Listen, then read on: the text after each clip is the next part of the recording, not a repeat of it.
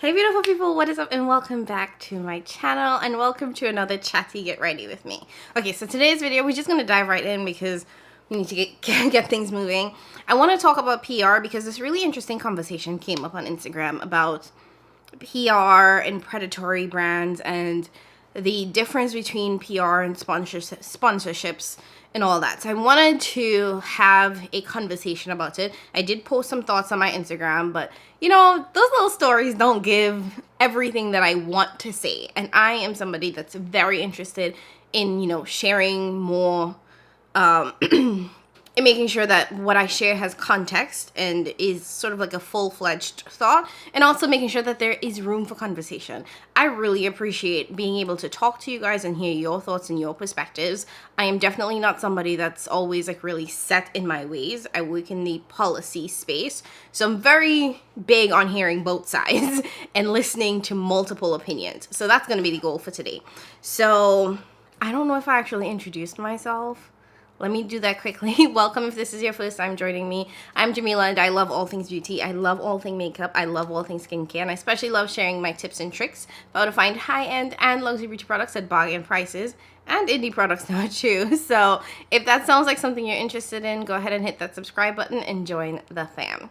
Okay, so another thing before we dive right in really quickly is that I kind of want to rename this series from just a Chatty Get Ready with me. And part of that is because I want to be able to do this without it being a get ready with me. And two, I want it to be just a better representation of what this is, which is me sharing my thoughts. Like, it's literally just like what is on Jamila's mind at this point. I pick a topic and I just want to talk about it. So if you have any suggestions for a name change for this type of video, please leave that down in the comments below. This should hopefully be a premiere, so we should be chatting about it in the comments in the live chat as well. So let me know if you have any name suggestions for what we could call this. And lastly, for this video, I am going to dive back into the Blend Bunny Sugar and Grunge palette. I know. I have a bunch of other things I need to work on, but I'm not done with it yet. I have done 2 looks with it so far, and I was not ready to just move on to the next palette, so we're going back in with this. And I want to do a halo eye. I'm not going to talk through what I'm actually putting on my eyes because this is about the conversation, as you guys know. But all the other products will be linked down below, so that's how it's going to work. I have my coffee. Go ahead and get you a little drinky drink if you need to as well. Let's go ahead and dive in. And also, I did do a little bit of scripting, and by that I mean, like, I wrote down bullet points of things that I didn't want to forget. So if you see me looking down sometimes, it's just to make sure that I hit everything that I want to talk about, because I don't want to have to come back and be like, oh shoot, I forgot to mention this or that. Okay, so let's talk about it. And like I said earlier on, this topic really came to mind for me because I saw a Instagram post about PR and, you know, brands being predatory. Not even just one Instagram post. There were a couple posts by a couple creators talking about PR and, again, stating that, you know, PR is not payment. PR is not money. Like, and brands are using PR as a very predatory way to get creators to make content for free, essentially. So let's start off with the basic. What is PR? So in the very bare basics of PR, it's an acronym where the P stands for public, the R stands for relations. So public relations.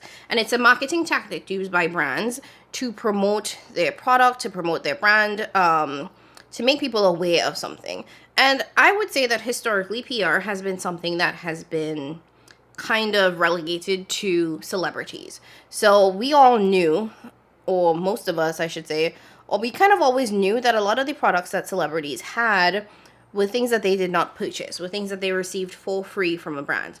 And the reason why they were able to get it for free is because brands know that if you send a celebrity something and you are fortunate enough for a celebrity to wear it either for in a dinner, photo shoot, or whatever it is, they wear it outside, people are going to see it and they're going to want it off of the basis of that's their favorite celebrity. They want to look like them, or their celebrity is endorsing this specific brand. So they know that sending a celebrity a item that cost maybe a couple $1,000 retail could bring them millions in sales. So in terms of the value, it makes sense. Versus the other form of marketing, which we are used to, which is advertisements. We see an ad on TV, and that takes a lot more work because it requires models, film crew, editing crew, all of that stuff just costs significantly more versus sending somebody something on the off chance they might wear it and then it's selling out like crazy. No, like I said, in my sort of understanding of this was something that really, really was specific to celebrities and sort of like the socialites, right? The Paris Hiltons, the Kardashians, I guess those were the only two real socialites because everybody else was kind of like a real celebrity. I think that the Kardashians and the Paris Hiltons, they're the ones that made existing popular.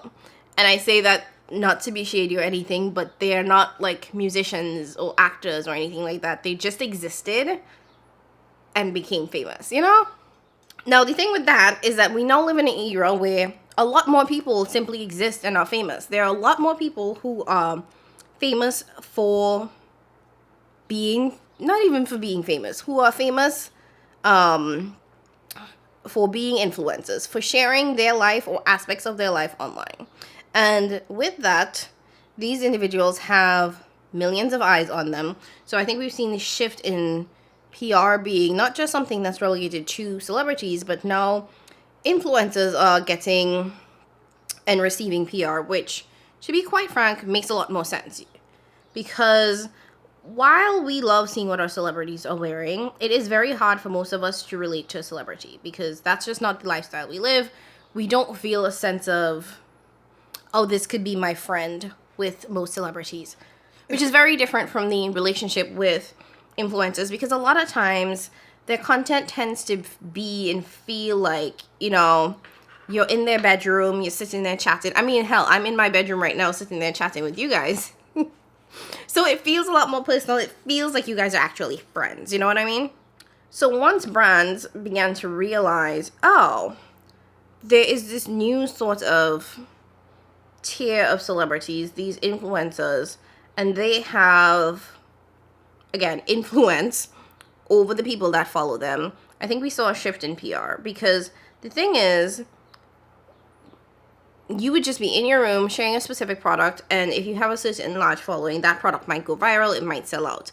So brands began to capitalize on that engagement that influencers have with their fans, or followers, I should say, and send them product. The same way in which they would send celebrities product, again, it just switched to them sending creators product. So now we have PR as it is today. So let's get to the meat of the conversation. Is PR predatory? How are brands engaging with oftentimes small micro / nano creators when it comes to PR? And let me start with this definition, which I think we should all get on board with, okay? Let me sip my coffee.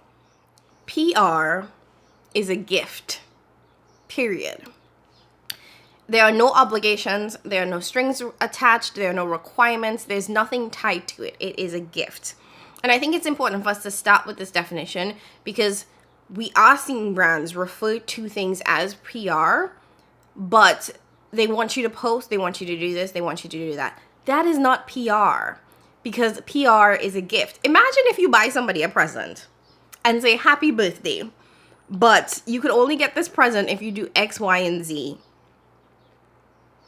You see how wild that sounds? It doesn't make any sense.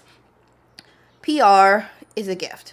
So I think once we start, but once we really get into the habit of making it very clear to these brands that we know, hey, PR is a gift. There are no obligations attached to it. If you would like me to do this, this is a sponsorship. This is another form of, this is a formal engagement. That is something completely different. That is a different conversation. So I hate that brands are trying to make it seem like in order to receive a specific product, you have to do X, Y, and Z.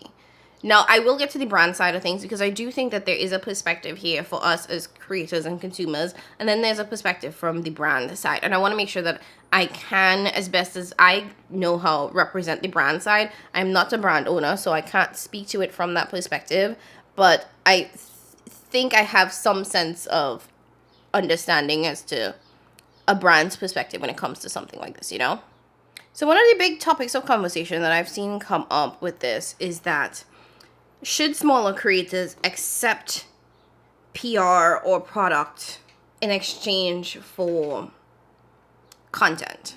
And I think it's coming up as a very interesting conversation because in a lot of ways it does hurt us as creators, especially smaller creators, if you are trying to do this professionally, if you're trying to make this a business. And I say that it hurts us because the reality is brands know that there are creators that they can reach out to and offer PR for content. So when smaller creators say, hey, yeah, I'll be happy to create it for content,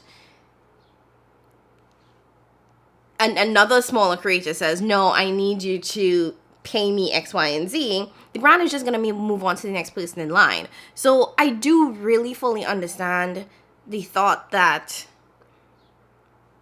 accepting PR or product for content hurts us all in the long run.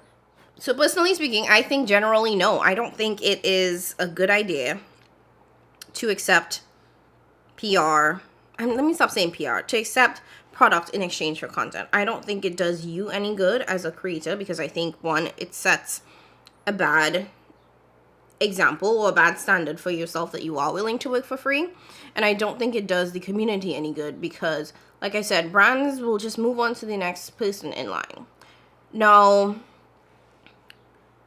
where I think there is some nuance to this is, well, what if you were going to buy it anyway because you were planning to create content on it anyway?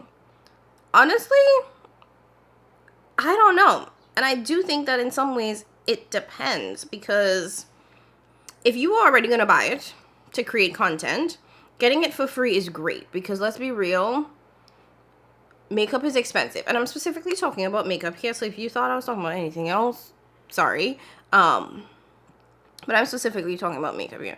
Makeup is expensive. So, you know, getting a $65, $55 palette for free does help, especially if you are trying to grow your channel. Chances are you might get the product earlier because oftentimes PR or products are sent out well before the release date to give creators time to create content around it. So it helps increase your views, all of that. So there's definitely a benefit to getting product in advance.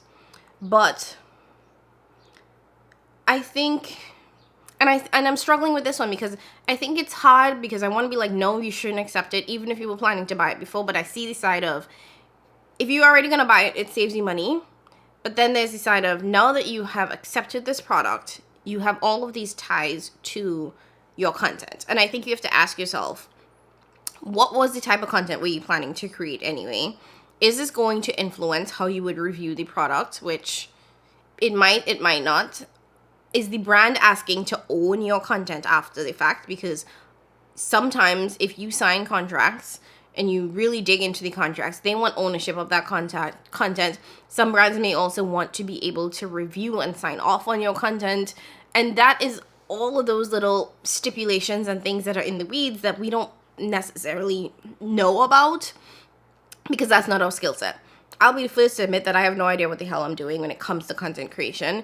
And I'm not a lawyer. I don't have a legal background. So working and engaging with brands and having formal obligations is very difficult for me because I do not have the skill set to review contracts to that level of nitty-gritty to really understand, oh, so they are asking to utilize my content however they want to. They want to have sign off and approval of my content. So those are the things that comes with agreeing to create content in exchange for product that I think a lot of us don't really pay attention to, and then it comes back to bite us in the ass. I think the other thing too to figure out is that when you accept product, sometimes it comes with time stipulations. I don't know about y'all, but my schedule is hella hectic. I don't necessarily have an upload schedule. I don't necessarily have the ability to commit to developing, publishing, editing content at a specific timeline. Like, very rarely I will agree to do that, and I've done it for like maybe 3 things, but for the most part, I don't. And that is simply because my life does not allow me to do that, because this is not a full-time job for me. And I think the added stress of obligations always bothers me, because I started this to create content for fun. I still want it to be fun for me. And if I do make money off of it, great. If I am able to offset the cost of the makeup that I'm purchasing, great.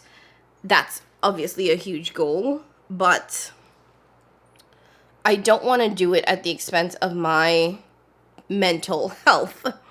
Because working a 9 to 5 in itself is stressful enough.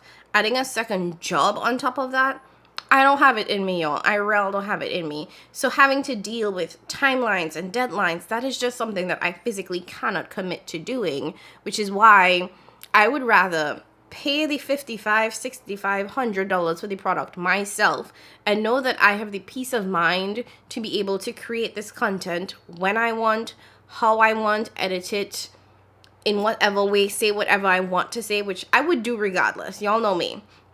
But there is no like buddy looking over my shoulder, and there's no time clock counting down in my mind.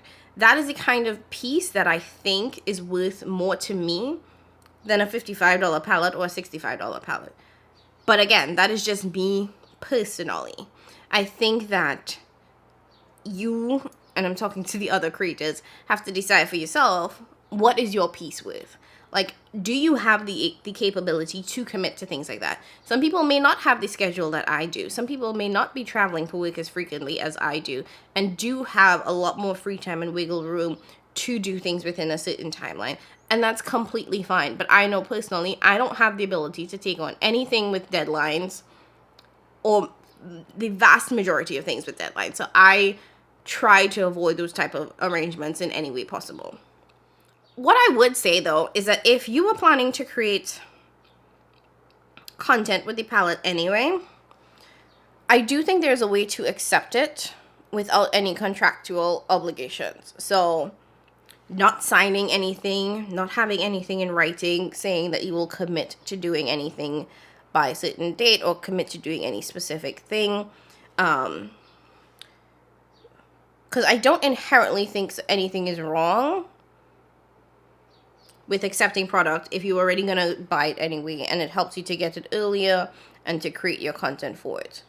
But I know not everybody will agree with me on that, because I do know some people believe that accepting product in exchange for content hurts us all, because it sets a bad precedent that there are creators that will do that, and it gives brands the power to tell other creators who are asking for payment no. And on that front, I think it's something to consider too, especially I feel very squishy about accepting products in exchange for content, because I want to try the product first, right? Like, I have a hard time agreeing to create content on a product that I have not tried, because the reality is, if I don't like it, I am not going to say I like it. I'm going to come on and be very, very frank about the fact that the product doesn't work for me. And let's be real, brands don't want negative reviews. As much as they say they want honest reviews, they want honest, positive reviews. Let's be real. So they are not looking for people that are going to create negative reviews. So that's why I also struggle with agreeing to create content on a specific product without first having tried it. And that's why I also think it's really, really important when you are looking at contracts or any sort of arrangements that you're signing with brands, to think about that aspect of it too, because you want to be able to make sure that you can be honest. Because I'm gonna tell you this straight up, your credibility and your trust with your audience is worth more than any product they will send your way. Seriously. So it doesn't make sense to accept a product, to lie about it if you don't like it, because it will ruin your credibility, and your audience just means so much more. And y'all, these $65, $75, $100 palettes are not worth it. Just saying. At all. By any means. So what do I think about PR searches? And this was another big point of the conversation that came up online. I don't know how I feel about PR searches. I don't think I like them generally, but I've struggled to articulate why I don't think I like them. And I have been tagged in a lot of PR searches, and trust me, I fully appreciate it. And so what is a PR search? Let's back it up a little bit. So PR searches is what I've seen brands do when they are trying to find new creators to send their products to. So they'll put out a post saying, hey, we're looking to expand our PR list. Tag yourself or tag your favorite creator so that we can check them out. And I've gotten tagged in a lot of these, and I appreciate so much that you guys even think about me and like want brands to engage with me. I think that is really, really important, because a lot of times brands do not see people that look like me and consider me at all, whether it be because of my skin tone, whether it be because of my follower count. All of those things work against me, right? It is what it is. So I do think that there is something very important to viewers reaching out to brands and letting brands know, hey, we have some amazing creators over here that you are not seeing because the algorithm doesn't want you to see, you, blah, blah, blah. However, I will say that for all of the PR searches I've been tagged in, nothing has come from it. And not that I was looking for anything to come from it, but I'm just saying nothing has ever come from it. And I don't think that I know any of the creators that I follow who've had anything come from it either. So it's not just me, okay? And I see so many beautiful creators get tagged all the time, and I can't tell you anybody that has successfully been chosen. Now, that's not to say people aren't getting chosen. I'm just saying I don't know anybody that's gotten chosen. And I am very skeptical about these PR searches. Okay, so we got a little bit of a halo eye going. I think it looks really, really good. For the centerpiece, I'm going to add a little bit of this and a little bit of that to create this halo. And here's my thoughts on the PR searches thing.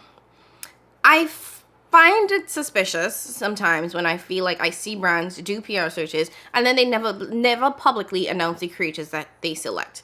Do they have to do that? No. Do I think it would be great if they did that? Yes, because I think that brands forget that there is or should be some sort of mutually beneficial arrangement between a creator and a brand, right? By announcing the creators that you select, I think you help provide them with visibility, help raise their profile. It might encourage people to follow them, because if you now know that this is a creator that will receive PR from this brand and you really like this brand's products, you might now follow that creator because you know they're going to be showcasing their products.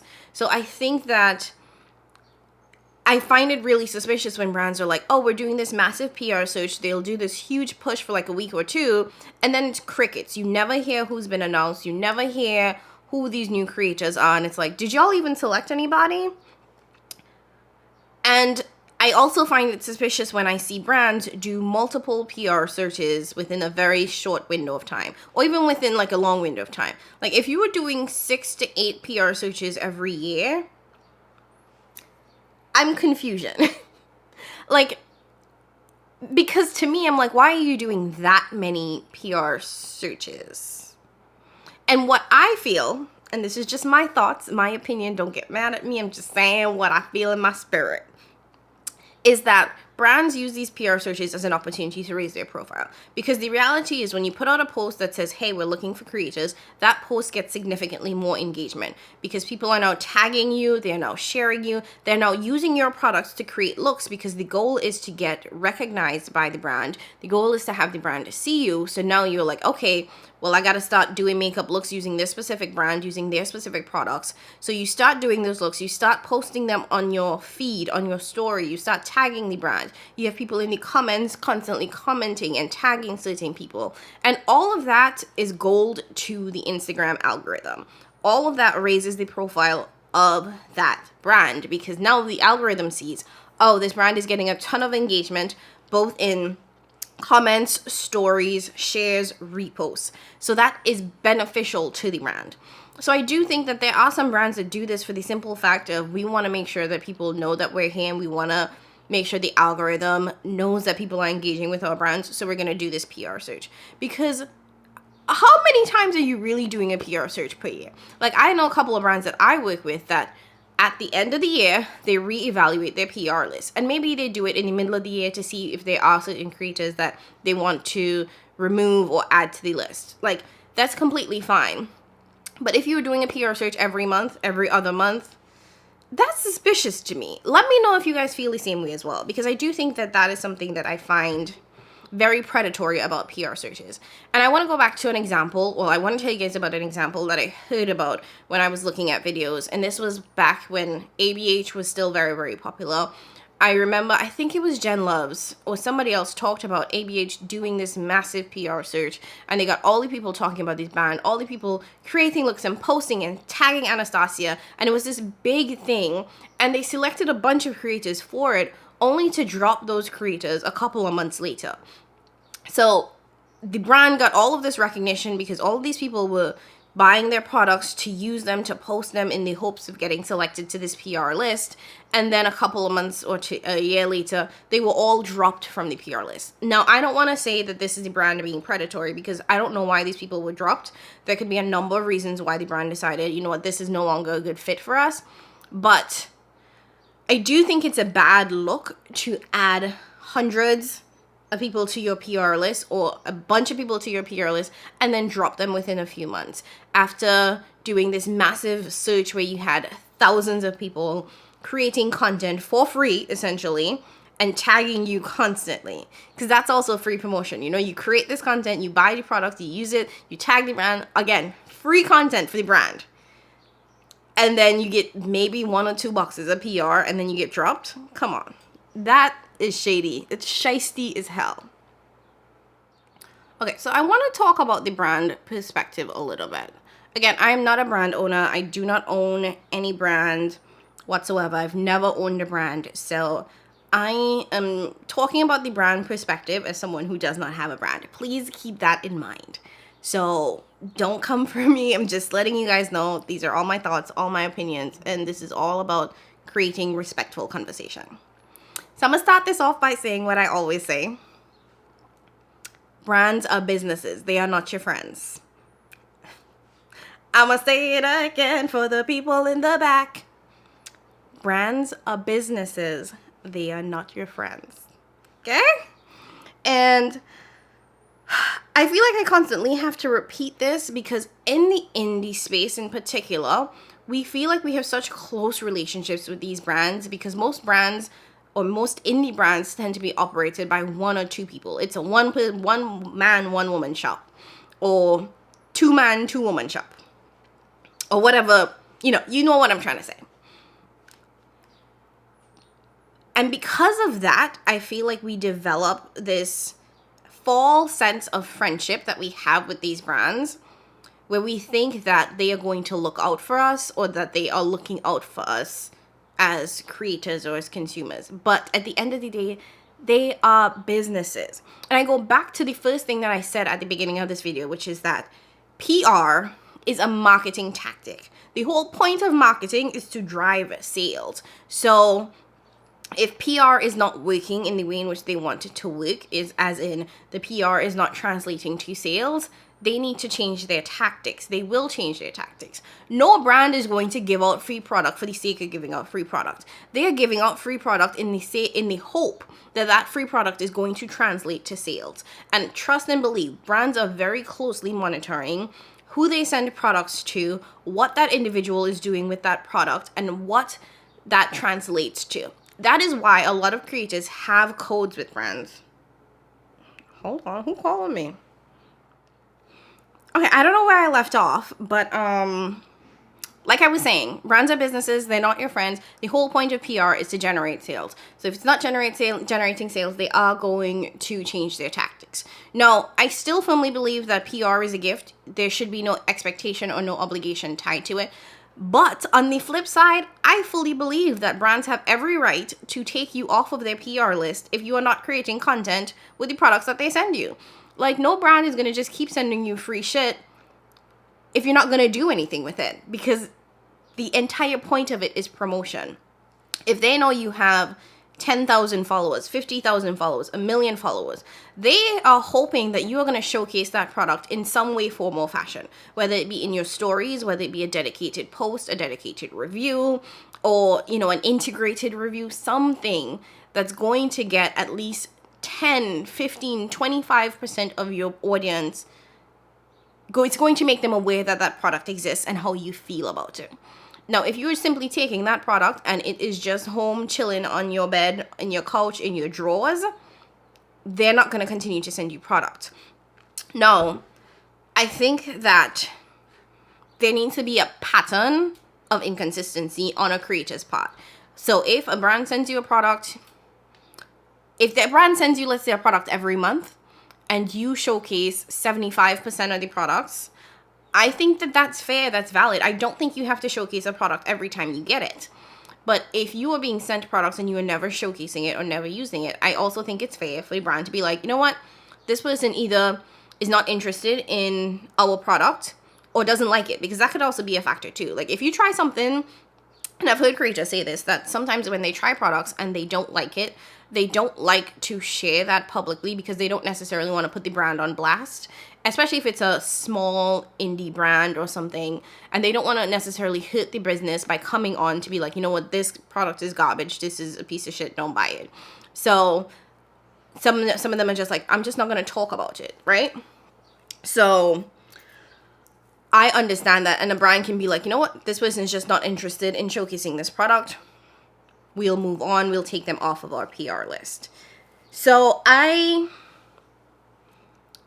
think it makes sense, like I was saying, for brands to reevaluate their PR list to see what does and does not generate sales. Oh, and I think I was also saying, you know, that's why a lot of these creators also have affiliate links with these brands, whether they be or not even affiliate links, you know, they have codes with these brands. Whether they're affiliated or not is a different thing, but that is also an excellent way for brands to track which creators are bringing in sales, because they can look at the analytics of a creator and say, hey, this creator, people are buying through their link, people are using their code to purchase.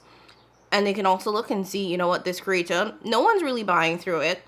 And then say they go on that person's profile and they're like, well, they're also not talking about the product, which makes sense as to why people are not buying it, you know?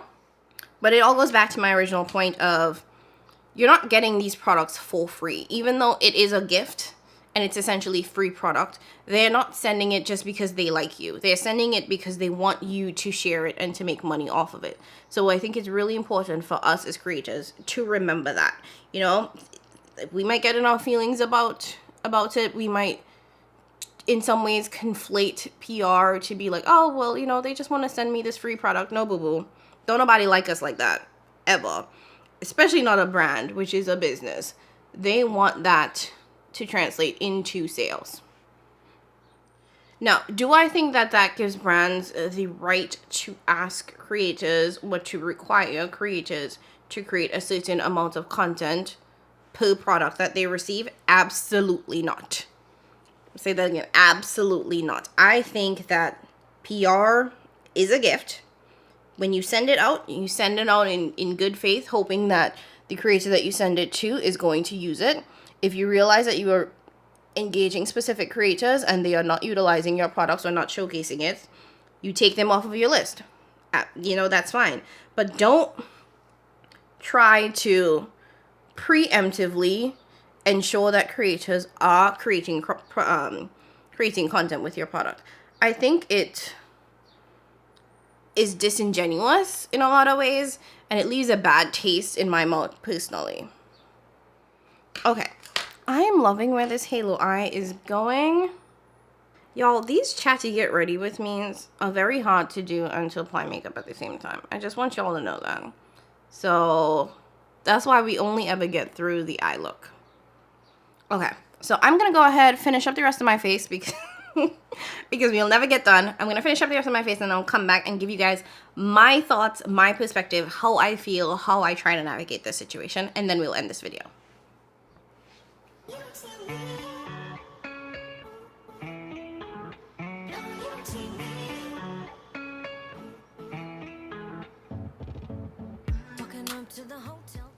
Okay, so I'm back and this is the final look.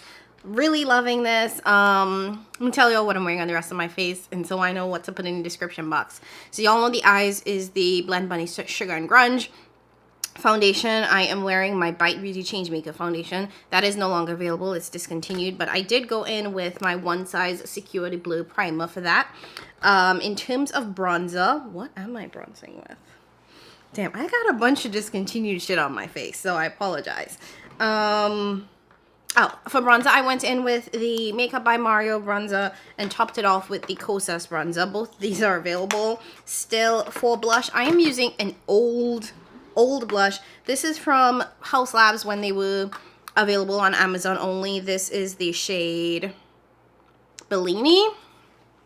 So it's like an orangey blush from that collection. For highlight, I think this is also discontinued. This is the ABH Iced Out Highlight. I think this was limited edition. Sorry, y'all. This is a real limited edition face. And for lips, I'm wearing my Juvia's Place liner. This is in the shade Cola. And I just topped it off with my Blend Bunny lip oil, which I'm obsessed with. And that's it. That's it. That's this whole face. Okay. So I said I wanted to end this video talking about my thoughts, my perspective, which, I mean, this whole video has been my thoughts and my perspective, but I just kind of wanted to sum up how I personally feel about all of this. Okay, so I just want to start off by saying I don't think you should work for free. Do not work for free. There's literally no benefit to anybody when you work for free. I think if you are creating content, you deserve to be compensated for that content. And product is not compensation. I also want to say exposure is not compensation. And I think that brands particularly do a terrible job at exposure anyway. So when it comes to brands offering you content, product in exchange for content, I think that there are very little, and I mean like 2% of like valid reasons as to why you should accept that. Because I don't think any of us should be working for free. Whether you have 5 followers or 5 million, 5,000 followers. I don't think the follower count matters. I don't think you should work for free, period. And I say exposure is not payment as well because, one, I do not think brands do an excellent job at promoting the creators that they send PR to in a way in which it translates to increased followers, increased opportunities. As someone who barely gets PR, I can't say the PR that I do get doesn't necessarily translate into exposure either. Like I wouldn't say that I am put out there by the brands that I have engaged with in such a way that it's translated to me getting increased followers. So exposure isn't a payment and free product isn't payment either. Secondly, and I want to reiterate this, PR is a gift. It's literally a gift with 0 obligations. So if a brand is asking you to do something, that's not PR. And I think it's fine to make them know that that is not PR. You're asking me to create sponsored content. You're asking me for a formal engagement, and that comes at a cost. So I think once we start really defining and sticking to the definition of PR is a gift that has 0 strings attached, we can then create the sort of expectation that if you're sending PR, there are no obligations. If you want somebody to do something, that comes with specific needs and specific costs. Overall, your time is valuable. Even if this is a hobby for you, your time is valuable. And I say this as someone who, this is a hobby for me. And I know that I didn't come into this thinking that I'm gonna, quit my job and change my entire career. I have no interest in doing that. I love what I do for a living. This is a hobby for me, so I don't expect to ever make like crazy amounts of money. But that being said, my time is valuable. I don't, and I think it's even more important for us as smaller nano/micro creators. We don't have the time to just do things for free because most of us work full-time jobs. This isn't a job for us. We have a whole other life that we have to live. We have bills that we need to pay. We have other things that we need to do. And this is a small subset of who we are. Like I've always said that I love makeup. You guys know this. But on a reality, in terms of the whole spectrum of who Jamila is, makeup is a little blip on there. There's so many other things that I enjoy. There's so many other things that I value well above makeup and creating content. So I don't have the luxury and the time to devote time to do things for free. Like, it really just doesn't, especially things that don't benefit me, because at the end of the day, the people that are benefiting the most are the brands, because they are the ones that are generating sales from this. So don't work for free. Even if this is a hobby, your time is valuable. You are valuable.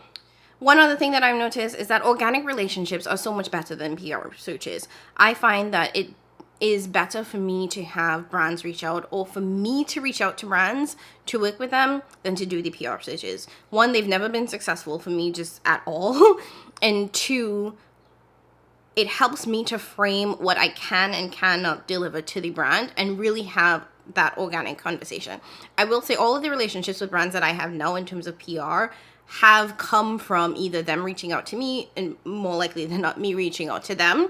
And those are the ones that I find to be the most respectful, the most professional. Anytime it's those PR researches thing, one, they never work, and two, I don't know if they would necessarily be what I'm interested in. I think that if you are interested in working with a brand, especially if you're a smaller creator, especially if you're a creative color, reach out. I don't think there's anything wrong to sending a brand a message saying, hey, this is who I am. This is the type of content I create. Here are examples of the content I create. I have loved your product for X, Y, and Z. I would like to work with you. These are my rates. Well, these are the things that I can do. Or if I would love to be able to try X, Y, and Z products if you are willing to send that to me. I know that's a very hard thing to do. And that's actually been one of my goals for 2023, is to do more of that organic outreach and just say, hey, this is who I am. And quite frankly, I think brands do appreciate and value that. And I think that there is definitely a benefit to doing that. So I encourage you as a smaller creator to reach out and just be confident and consistent in that. And in that, I mean, do not compromise your expectations or your needs, because once you start bending, you will eventually break. If you have a rate for your product, if you have a rate for your content, stick to that. I know that it can be hard for us sometimes, because we know indie brands don't necessarily have the budget that some of these larger brands have, and that's fine. That doesn't mean that you have to say yes, or you have to accept half of what you want, or like a third of what you want. It's okay to say no. It's okay to say, you know what, that's not going to work for me. This is my rate. When you guys have a larger budget, or when you guys are able to meet my rates, please come back to me. I think we need to get better at saying no, and being okay with saying no, and okay with knowing that, you know what, the brand might never come back, or they might, and that's totally 100% fine. Because once you start compromising on your rates and what you are willing to charge and who you're willing to charge, it becomes a very, very slippery slope. Pick your guns, stick to it, know your worth, and just be fine with that. Now, I was going to do an entire piece about what about indie brands, but honestly, as I was thinking about it, I was like, what about them? Their business is just the same. And I don't think that even though they are smaller, they have smaller budgets, and they have less staff, that it means that you need to compromise or treat them much differently. So that's my response to that. What about them? Their businesses, I think we treat them the same, especially when it comes to this PR conversation. If they're sending out PR, I don't think that there should be stipulations tied to it, because then it's not PR, right? 3 other points that I want to end off with. First and foremost, be careful what you agree to. And I talked about this earlier, so I'm not going to belabor the point. But as someone who has no idea how to read contracts and does not have a legal mindset, just be careful when it comes to working with brands and what obligations that they put into writing, because you don't want to get caught in a situation where you're doing more than you should, where you've agreed to too much, where you've signed away the rights to your content, all of those things. And I know it's very, very hard to sift through that, but I definitely recommend that you just take the time to try to understand and learn a little bit about it if you want to do this very seriously and you want to enter into those sort of sponsorships and formal arrangements with brands. Secondly, engage larger creators.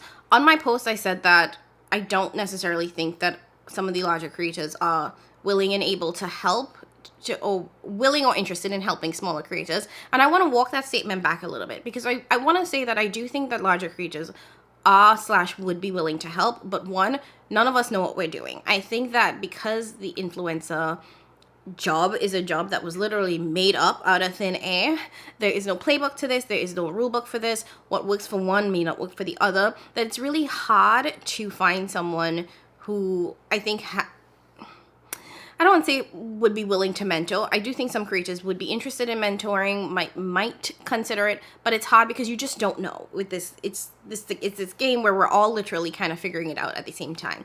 Also, I don't want to undervalue that mentorship takes time, and like I'm saying here, where it's not fair to expect people to create content in exchange for products. I also don't think that it's necessarily fair to expect larger creators to mentor and do that type of work for free. Mentorship is something that takes a lot of time. As someone who has had mentors, who has been a mentor, it is not necessarily something that can just be easily and willy-nilly done. So I want to walk that statement back a little bit, because I do want to recognize that the time commitment that it would take for a larger creator to do that. That being said, if you have a question, I have found that some of the larger creators that I have reached out to and asked questions, they're more than willing to help. They're more than willing to answer. And they're not going to come to us, right? They're not going to come and be like, hey, you need help? So if you have questions, try to reach out to larger creators. Most of them are really friendly. Most of them are really nice. Most of them will answer to the best of their ability and based on their knowledge and their experience. So I would encourage us as smaller creators to feel less hesitant about reaching out to larger creators and asking them for their opinion and their feedback, because I genuinely think that most people here want to help and are not just assholes. Just a thought.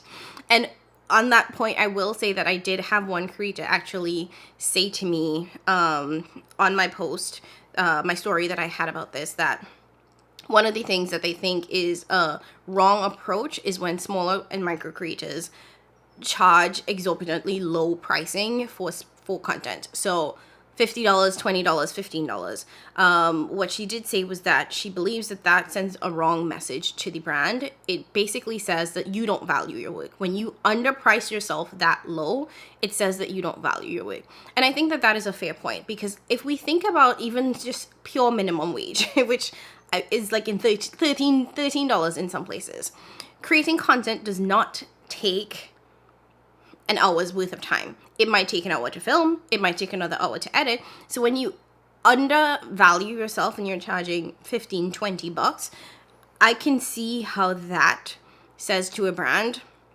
this person does not think that their content is worth anything. So what she recommended was actually charging much higher than that. And I know that it can be very hard to talk about pricing, but I do wonder if there is a space where micro influencers and nano influencers can have that conversation about what we charge as smaller creators, because we don't have the leverage that some larger creators have, where they can come and say, well, hey, I have 50,000 followers, I have 100,000 followers, this is my price. As someone with only 2,000 followers, it's very, very hard to know, well, what am I charging for my work, because I don't have the largest following count. So maybe that's a conversation that I think is worth having. If you are interested in having that conversation and would be willing to have like a small group of people, let me know. Send me a DM on Instagram, and I think that we could probably try to have a little bit of that conversation, because I'm curious, and I'm an open book. I love to share. I love to help. And if we can, as small influencers, can start having those conversations, I think it'd be helpful. Anyways, I think this video has gone a lot longer than I had hoped and was interested in doing, so I'm gonna stop right here. And I just want to thank you guys so much for being respectful in comments, because I know how y'all are, and for being a part of this conversation and contributing to this conversation. As always, leave all of your thoughts down below, whether you agree with me, whether you disagree with me, whether you have another point, another perspective that you want to mention, whether you want to mention something that I didn't talk about at all when it comes to this topic. Leave all of that in the comments below. This is a safe space. This is about creating conversation, and this is about hearing different angles, different perspectives. That's what we do over here. As always, thank you guys so very much for watching. Again, like, comment, subscribe if you haven't done so, and I will catch you in my next one. Bye!